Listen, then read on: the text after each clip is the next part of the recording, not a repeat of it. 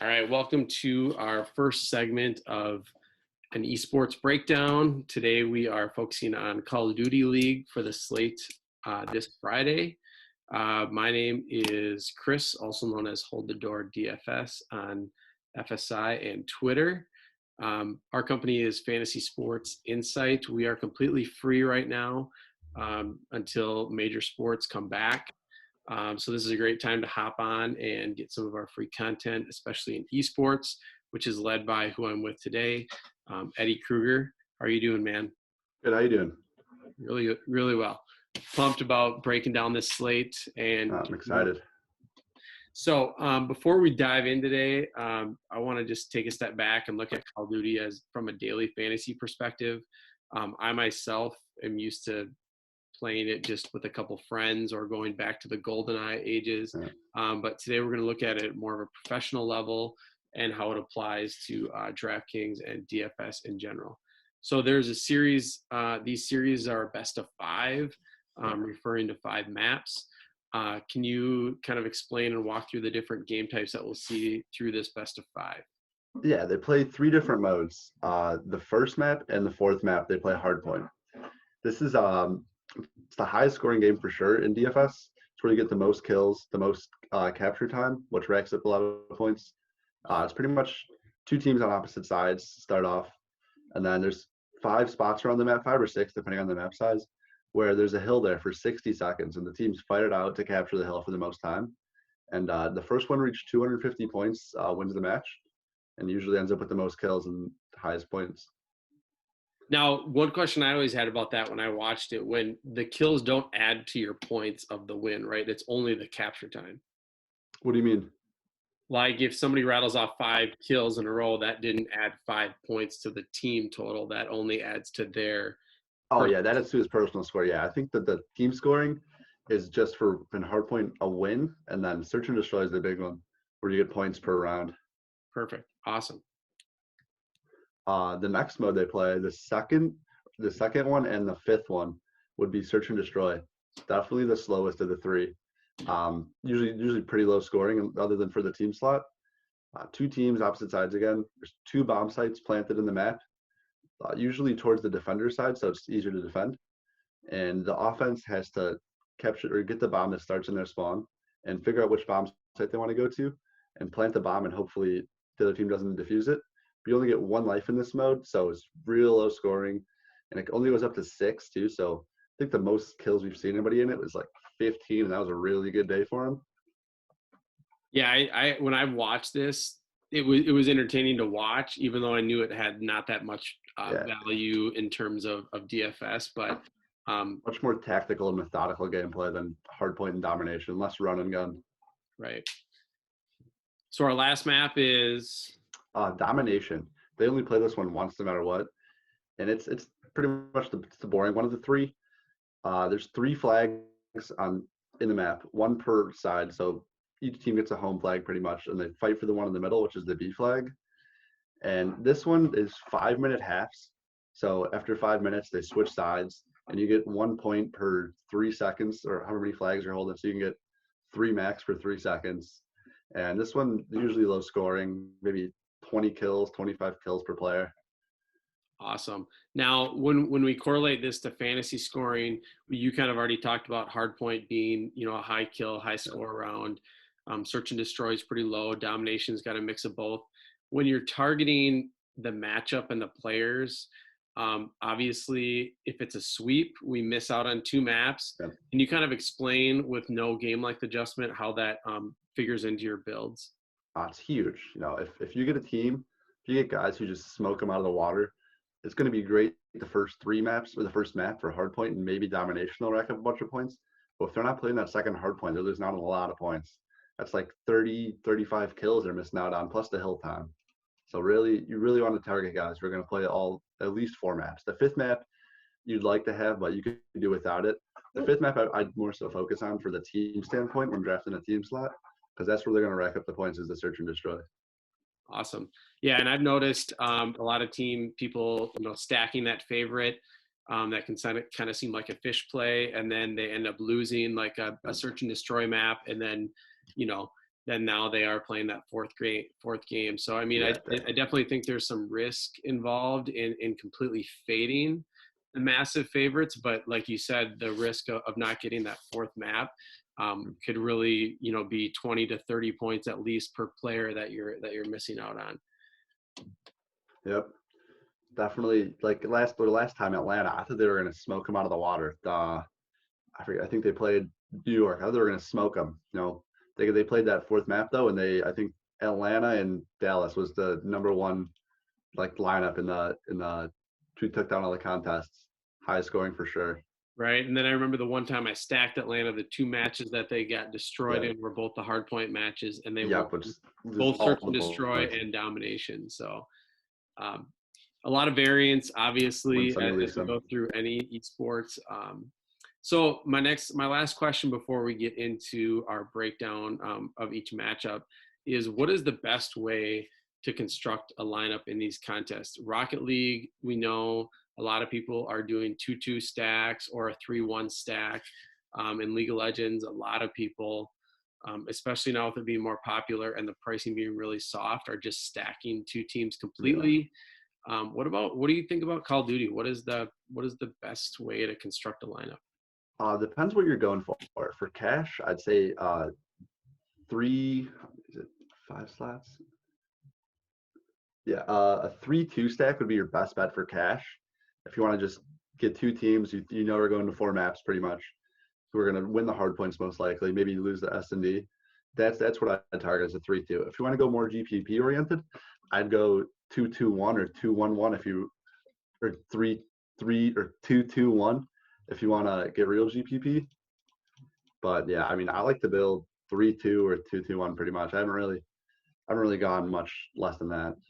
Well, and I've noticed too, a lot of people, like, if you can take, in our case here that we'll hit on next, like, if you can just get Atlanta's team in the team slot and you don't feel like you're sacrificing a lot anywhere else. I know it can be like an automatic 25 points basically, where if you completely punt that, you could get 0 in that position if they don't win a round. They're a really good search and destroy team. Last week they lost to Seattle, which was shocker. That was Seattle's first search and destroy win of the year, and it came against the best team. So I don't know what happened there, but awesome. All right, our format here is going to be going through each team and each matchup. We'll kind of give you the odds to start out, and then we'll kind of walk through the players, the player pool, and kind of see who we're targeting, and let Eddie kind of give us some of our insight on where and how to build here.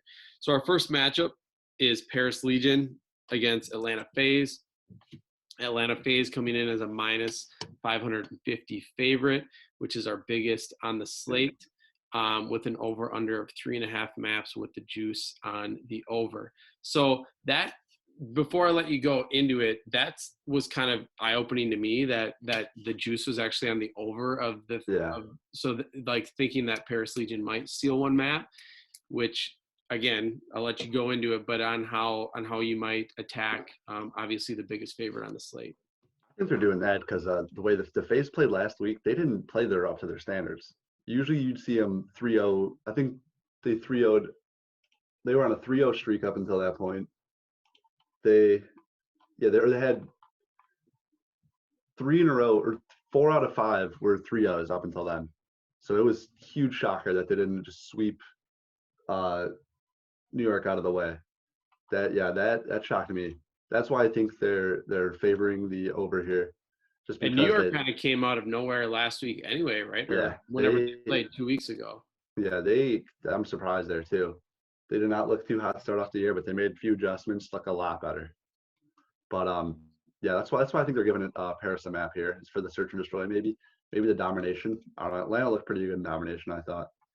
All right, let's start with Atlanta and kind of talk, because I'm assuming we'll probably prioritize their side a little bit more here than Paris. So starting out with Simp at 8,800. I know when I've watched twice already this year, he's broke his own record on a hard point, and teams continue to not block that map for some reason against him. He broke it and then they block it the next day. I was surprised. Right. Yeah. So take us into kind of what you're thinking about how to attack Atlanta and maybe how many you're looking to get into your lineup. Atlanta's a weird team because if they play how I think they're going to play and they 3-0 Paris like they should, I mean, I'd stack them in cash maybe, but I just think without playing that extra hard point, you're losing out on so many points. If I was playing cash, I'd probably stack 2 of them. Maybe I'd look towards Simpin. Abeezy's pretty cheap. Abeezy played really well last week, and I think he's pretty cheap if you're going to play Atlanta. I do think they 3-0 them this week though, so I'm not playing them in too many GPPs.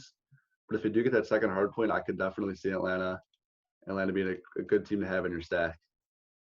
And it does seem like Simp with, if he has those not really outlier performances, but where he's breaking his own record on that first hardpoint map, he could still come in, possibly, 10, 20 points behind the guys that are playing more maps. If he doesn't play, if they don't play that second hard point, he's probably a middle of the pack guy. If he does play it though, their whole team could be top of the line. But I don't see how Paris win the Search and Destroy or Domination here. They're missing the raw. I mean, they're not a bad team. They're just missing like the star. Like each team's got a couple stars. They're just very average team. I think they're tied for. They're in 6th. I mean, they haven't beaten anybody ahead of them in the standings though. So they're very good against lower tier teams, but ahead of them they struggle. They can't seem to find a win. I don't see it coming this week either. My last kind of point on Atlanta here. This might be more of a strategy question in Call of Duty. With Major Maniac being priced at 6,600, we know he's really cheap on a huge favorite. How do you kind of attack that? Like where I compare it to Counter-Strike, where that if I punt with somebody on a huge favorite, they're in a positive game environment and likely not dying that often.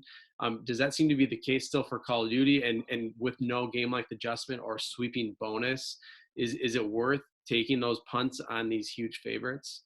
I mean, at 6,600, it's hard to pass up. But in Call of Duty, you could definitely still, even if your team wins, you could still end up negative the KD ratio, which is kills divided by deaths.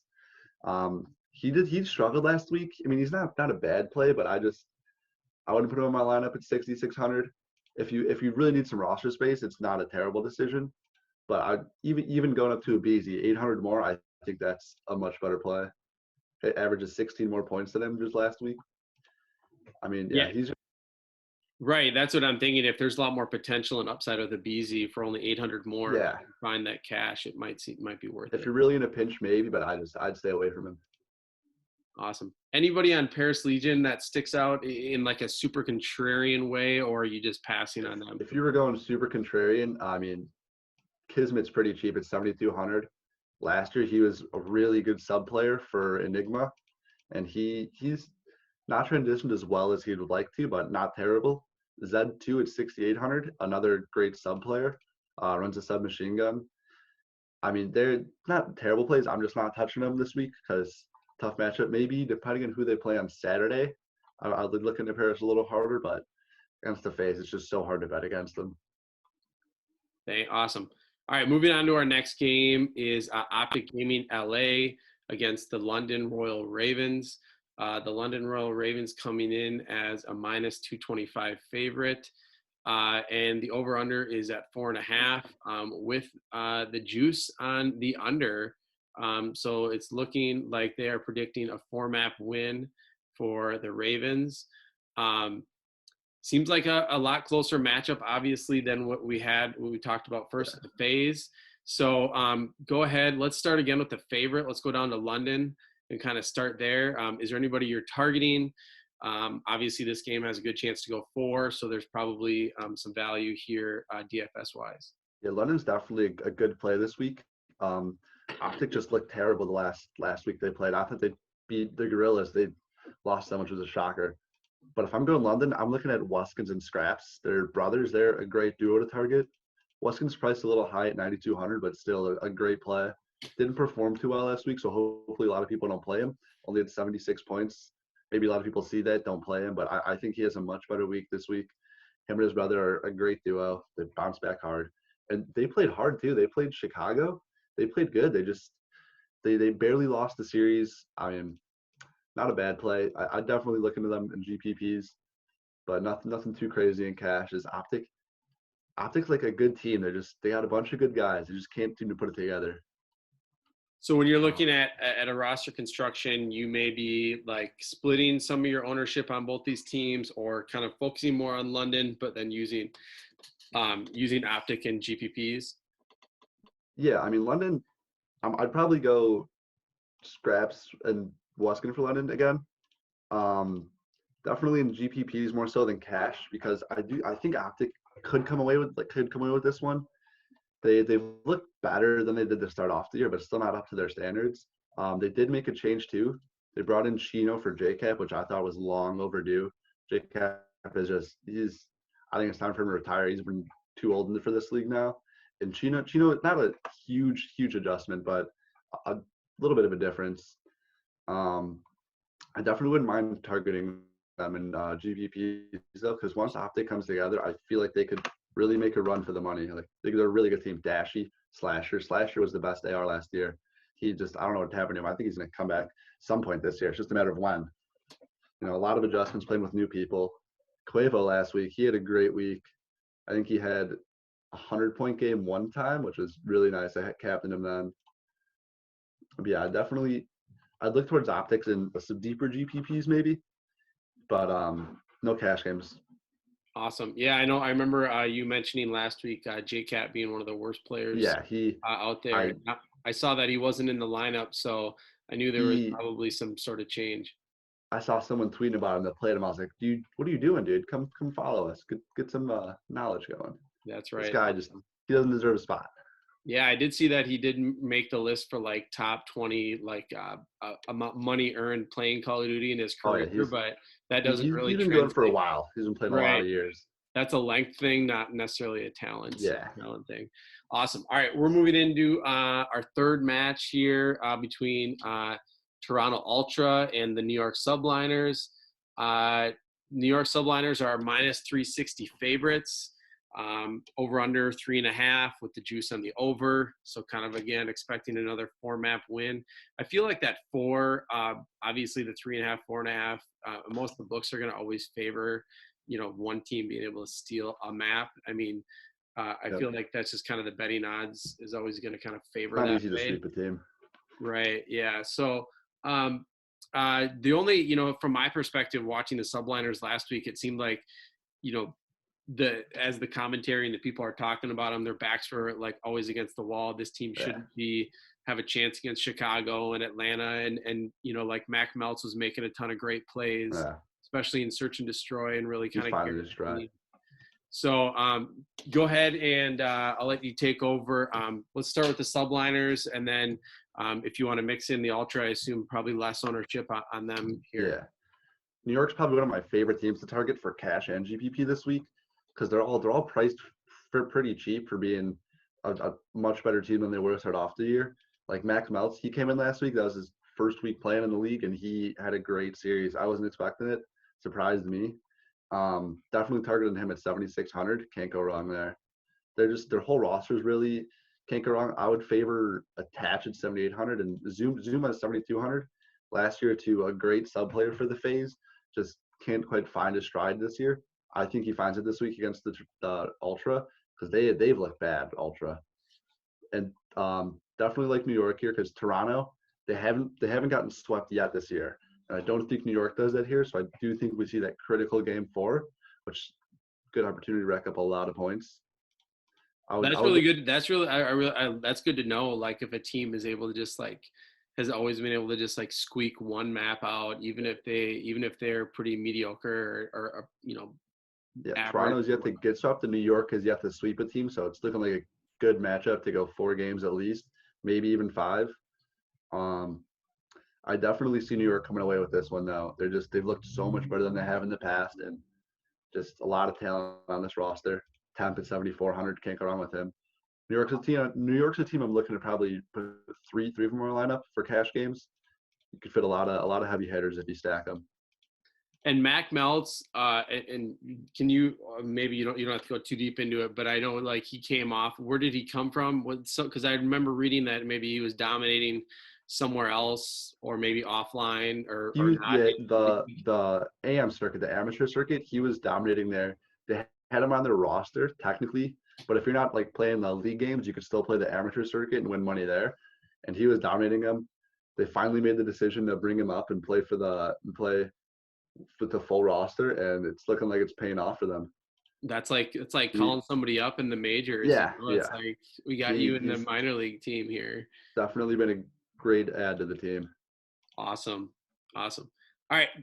To our last game that I have some hometown value in, being from Minnesota here. Oh, The Chicago guy. Rocker. Can't root for him. Yeah. So the Minnesota Rocker and Florida Mutineers, I think. Mutineers, yeah. Mutineers, yeah. We are deadlocked as a pick'em right now with both teams. Over under 4.5. So it's looking like one that can definitely go the distance. And just kind of off of my quick little research, GodRx kind of jumped off the map to me with that high kill to death ratio. And same with Farrell for Florida. So go ahead and kind of take over here, and let's look at this final matchup. This is definitely going to be the best one of the weekend. This is technically Florida's home series because each team was supposed to get one home series a year where they play at their home venue and other teams would travel to their city. So I think they play a little bit harder. I do think Florida comes away with this one, but this is going to be a very closely contested match. And GodRx too, yeah, his KD, he's played better than expected here. And Minnesota as a team too, coming into the year, I think they were projected I saw pre-rankings have them at like 7-team, 8-team, and they've shattered those expectations. I think these teams are actually tied for 4th right now. So this is going to be a great matchup. If they win, I think one of them moves up to the 3 spot because Chicago's not playing this week. So definitely a lot on the line here. Matchup I really could see going either way, but I do think Florida come away with it. Florida recently started Farrow over Pristini, and that seems to help him out a lot. Pristini wasn't playing bad, but Farrow is just a guy who just comes into your roster and just takes over right away. And you see that with his pricing too. You think he's the highest priced player on the slate at 9,400. So it might be tough to fit him in, but I'm definitely going to try to work my way around him. I'm trying to pair Florida and New York together for a good cash lineup there. I think both teams score fairly high. Both going to be great matchups. I'm actually looking to, in some deeper GPPs, I don't mind game stacking this game too, going Minnesota and Florida. I think that's going to be a great high kill game, go down to the wire. The first time these teams might actually, the first hard point was won by less than 10 points. So, the longer the game goes, the more kills there's going to be, higher points per player. Definitely gonna target Florida a little more than Minnesota here, but you can't go wrong with either of them. I'm probably looking at Mox at 7,000, way too cheap in my eyes. Probably gonna put him with Farrow and maybe another one of them. Yeah, I think some of the strategy you're just talking about, like when these hard point matches go, somebody mentioned on the commentary, like the 100 club, like if they were less than 100, or they're at like 95 or they're barely broke 100, even that team that wins, they rack up the 250 kills. to 110 is really limited. So yeah. It kind of reminded me back to how I build for Counter-Strike is that, if I'm taking maybe stacking a favorite with another really competitive game that I think will like have overtime rounds or go that distance into 3 maps or 5 in this case. I think this game is definitely looking like one that will stay competitive in the hard point matches while also potentially getting to that fifth map. Yeah, I think this one goes for sure at least 4. Yeah, the 5th map would be a nice little bonus, but I mean, as long as it goes 4, I'd be happy with it. But yeah, even on Minnesota's side, like you said, GodRx, he's been playing lights out this year. He looks really good. 8,600, a little expensive, but you can still fit him in with some other guys. A Seaman 6,400, I think that's another guy who played for the FaZe last year. Another sub who's just waiting to find his spark again and get going. I think 6,400 too. If you're going to Minnesota, you have to play him because you compare him with GodRx, and you could still put one of the higher priced guys on the slate even.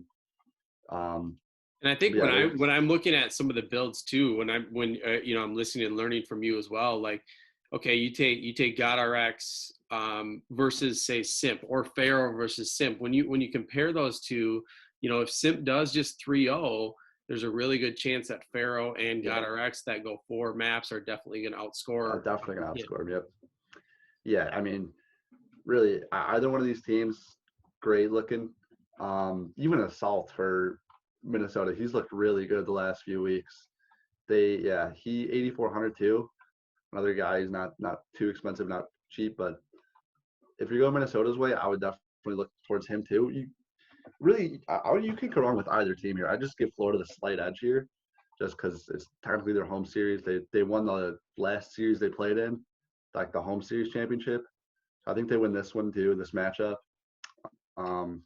They're priced pretty, other than Pharaoh and Skies too. The rest of the roster is very affordable. You could definitely pair them with one of the other two. Even I was looking at it, you could even put Pharaoh on the roster with Skies and still have somebody left over to fit get some good guys in there. Right. Awesome. Well, that will wrap up kind of our breakdown. I'm just going to leave us with like 2 questions for you, and then kind of give our plug in if people want to get into our Discord channel. If you're starting with one cash staple play, I know obviously in a vacuum that could be like 3 or 4 guys, but if just one guy stuck out in your mind, who would that be? Probably Mac Melts. He looked really solid last week, and he's not too expensive here. And I think that series goes 4 games at least. And he played really well in the hard point.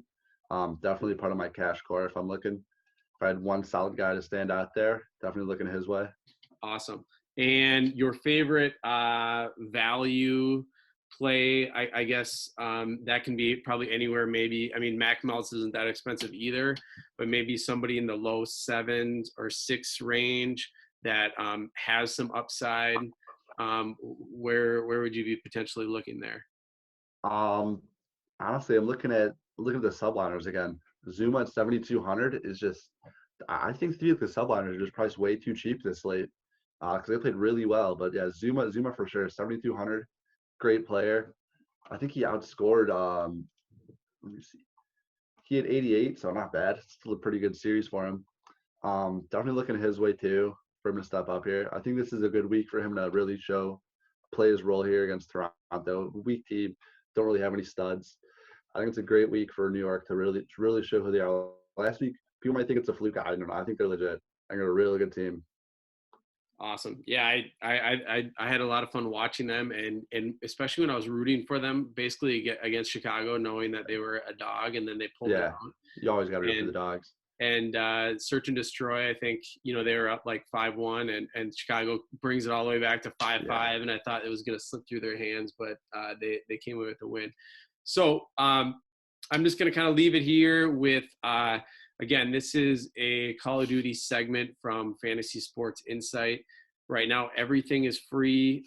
You can go to fsidfs.com and join our Discord channel. You will sign up, but there is a code that they give you that will give you a free month of VIP action. That we have content in esports that we're posting core plays for every single slate. Counter-Strike, Rocket League, League of Legends, Call of Duty. So be sure to hop on there and join our community. That will really help you not only learn from the video, but then be able to apply it to your lineups on Draftkings. We look forward to coming out with more segments like this. We'll look at some Counter-Strike, Rocket League coming up, hopefully maybe getting one in before this weekend for our viewers to check that out. So if you enjoyed this video, please give us a like and a subscribe. Feel free to share it out, and we hope to see you back later. Thanks a lot, Eddie, for being on and giving us this time. It's a pleasure.